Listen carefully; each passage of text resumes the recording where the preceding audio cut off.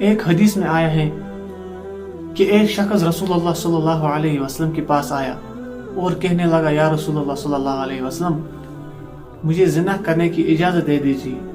تو جو صحابہ رضی اللہ عنہم اجمعین اس جگہ پہ تھے ان کو بہت غصہ آیا اور وہ اٹھ گئے اور اس شخص کو باہر نکالنے لگے. تو نبی اکرم صلی اللہ علیہ وسلم نے صحابہ رضی اللہ عنہم اجمعین سے فرمایا اس شخص کو آنے دو.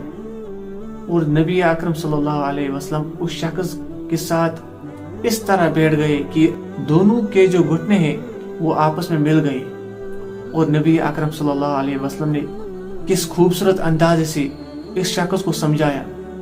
اور نبی اکرم صلی اللہ علیہ وسلم نے اس شخص سے فرمایا کیا آپ اس چیز کو اپنی ماں کے لیے پسند کرو گے؟ تو وہ شخص کہنے لگا یا رسول اللہ صلی اللہ علیہ وسلم نہیں، میں اپنی ماں کے لیے یہ پسند نہیں کروں گا. دیکھو رسول اللہ صلی اللہ علیہ وسلم کس طرح نصیحت کرتے تھے، کس طرح لوگوں کو سمجھاتے تھے. اور نبی اکرم صلی اللہ علیہ وسلم نے پھر اس شخص سے فرمایا کیا یہ آپ اپنی بیٹی کے لیے پسند کرو گے؟ تو وہ شخص پھر کہنے لگا یا رسول اللہ صلی اللہ علیہ وسلم میں یہ اپنی بیٹی کے لیے پسند نہیں کروں گا. اور نبی اکرم صلی اللہ علیہ وسلم نے اس شخص کو 5 طریقوں سے سمجھایا.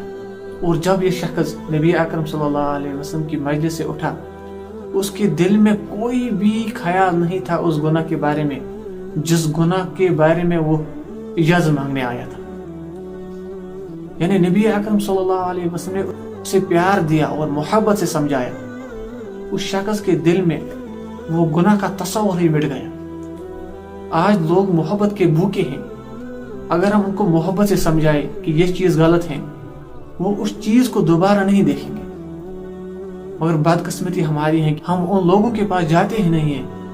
حدیث پاک کا مفہوم ہے کہ نبی اکرم صلی اللہ علیہ وسلم نے فرمایا ایمان کے 3 درجے ہیں. پہلا درجہ یہ ہے کہ جب آپ اپنی آنکھوں سے گناہ کرتے ہوئے دیکھو تو اس کو اپنے ہاتھ سے روکو. اگر آپ اتنی بھی طاقت نہیں رکھتے تو اپنی زبان سے روکو. یہ دوسرا درجہ ہے ایمان کا. جب آپ کے اندر اتنی بھی ہمت نہیں ہے تو آپ اس گناہ کو اپنے دل میں برا سمجھو. یہ ایمان کی آخری علامت ہے اور اس کے بعد کوئی ایمان نہیں. اگر ہم اپنے آپ کے اوپر نظر دوڑائے یا اپنے ماحول کے اوپر نظر دوڑائے ہم کتنے گناہوں کو گناہ ہی نہیں سمجھتے ہیں. یعنی میوزک کو لوگ گناہ ہی نہیں سمجھتے ہیں. حرام ریلیشن شپس کو لوگ گناہ ہی نہیں سمجھتے ہیں. جھوٹ بولنے کو لوگ گناہ ہی نہیں سمجھتے ہیں. رشوت کھانے کو لوگ گناہ ہی نہیں سمجھتے ہیں. سود کھانے کو لوگ گناہ ہی نہیں سمجھتے ہیں. آج تو ہم سب اس میں ملوث ہیں اور ہمیں ہی کھڑا ہونا چاہیے اور ان برائیوں کو روکنے کی کوشش کریں. اللہ سبحانہ و تعالیٰ قرآن میں بھی فرماتے ہیں وَلْتَقُمْ أُمَّةً يَدْعُونَ إِلَى الْخَيْرِ، جس کا مفہوم ہے بالخصوص آپ لوگوں میں سے ایک وہ جماعت ہونی چاہیے جو لوگوں کو خیر کی طرف بلائے، یعنی اچھائی کی طرف بلائے. وَيَأْمُرُونَ بِالْمَعْرُوفِ وَيَنْهَوْنَ عَنِ الْمُنكَرِ أُولَٰئِكَ هُمُ الْمُفْلِحُونَ. اور جو لوگوں کو خیر کی طرف بلائے، اچھائی کی طرف بلائے اور برائی سے روکے، اور یہی لوگ کامیاب ہیں.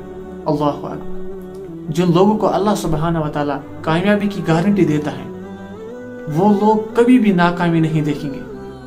تو ہمیں ہی کھڑا ہونا چاہیے کہ جب بھی کسی جگہ برائی دیکھے تو اس برائی کو روکنے کی کوشش کریں.